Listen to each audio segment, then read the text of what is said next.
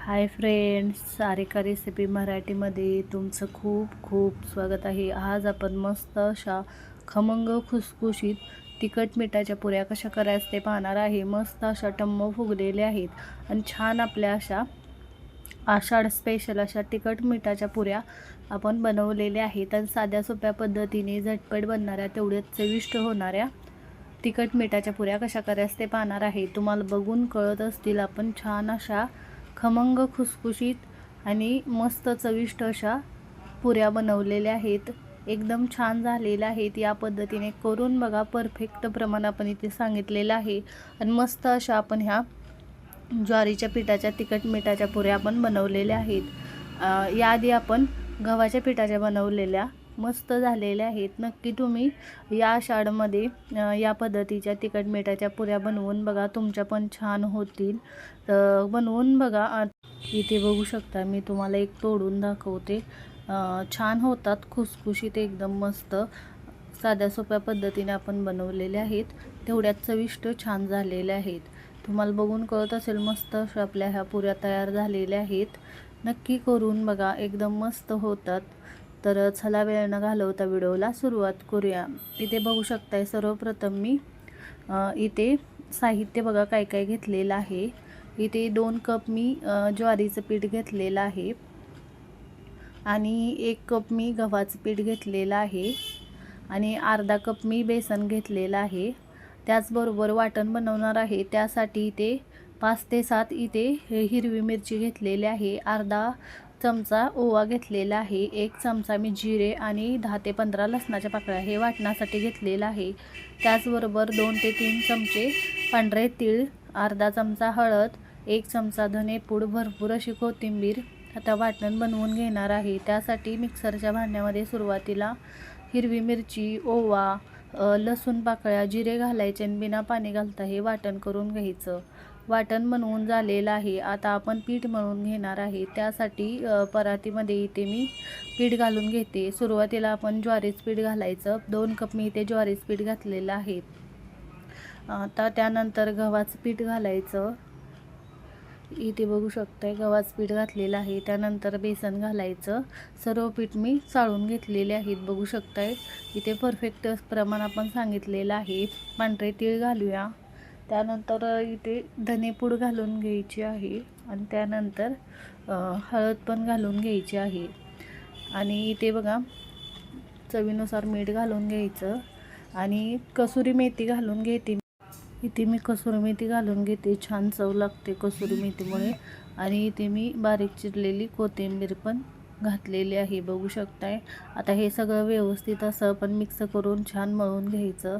आता हे सगळं मी व्यवस्थित मिक्स करून घेते बघा या पद्धतीने। आणि इथे आपण ज्वारीचं पीठ वापरलेलं आहे आणि यामध्ये जे वाटण केलेलं आहे ते घालून घ्यायचं। इथे वाटण केलेलं आहे ते मी यामध्ये घालून घेते, मिक्स करून सगळं आपण हे मळून घ्यायचं आहे।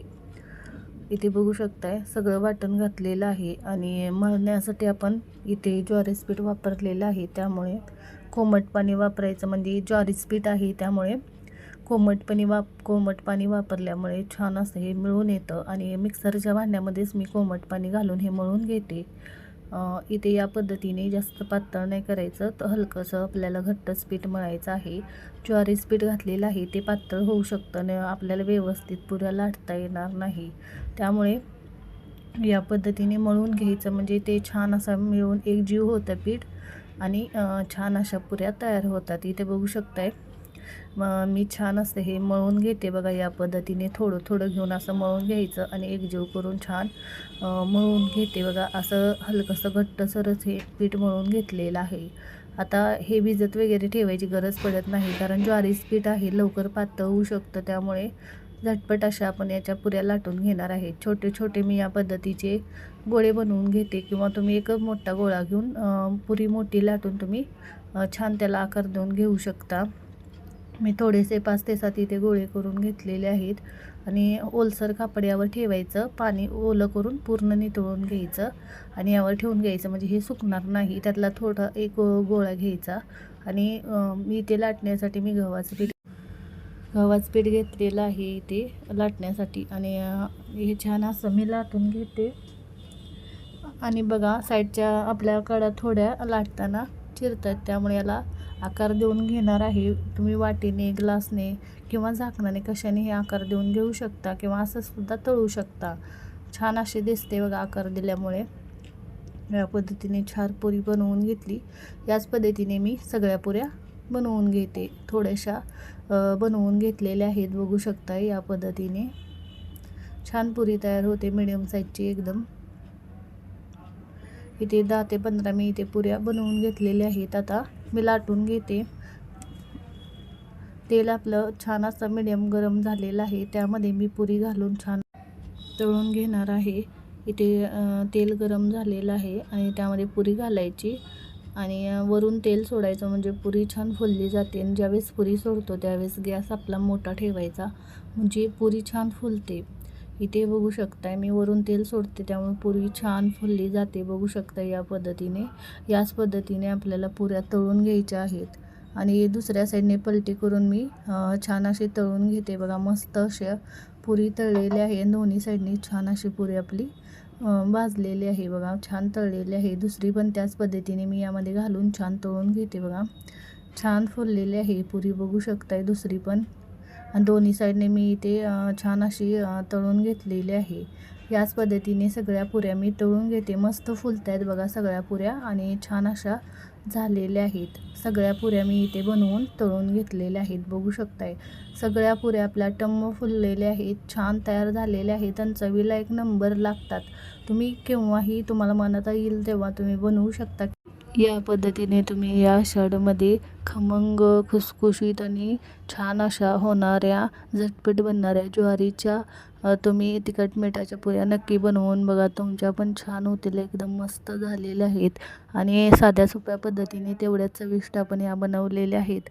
नक्की या पद्धतीने करून बघा, तुमच्या पण छान होतील. तुम्हाला बघून कळत असेल किती मस्त अशा आपल्या पुऱ्या तयार झालेल्या आहेत. सगळ्या छान फुललेल्या आहेत आणि छान अशा तुम्ही ह्या अशा तळून थंड करून डब्यामध्ये घालून ठेवू शकता.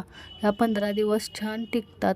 तुम्ही केव्हाही बनवू शकता. आपण इथे साध्या सोप्या पद्धतीने बनवलेले आहेत. नक्की बनवून बघा, तुमच्या पण छान होतील. करून बघा आणि कमेंटमध्ये जरूर सांगा तुम्हाला आजचा व्हिडिओ कसा वाटला. व्हिडिओ आवडला असेल तर व्हिडिओला लाईक करा, शेअर करा. चॅनलवर नवीन असाल तर चॅनलला सबस्क्राईब करा, बेल आयकॉनला क्लिक करा. या पद्धतीने तुम्ही झटपट बनणाऱ्या खमंग, खुसखुशीत तिखट मिठाच्या पुऱ्या नक्की बनवून बघा. तुम्हाला पण छान होतील. व्हिडिओ पाहिल्याबद्दल धन्यवाद.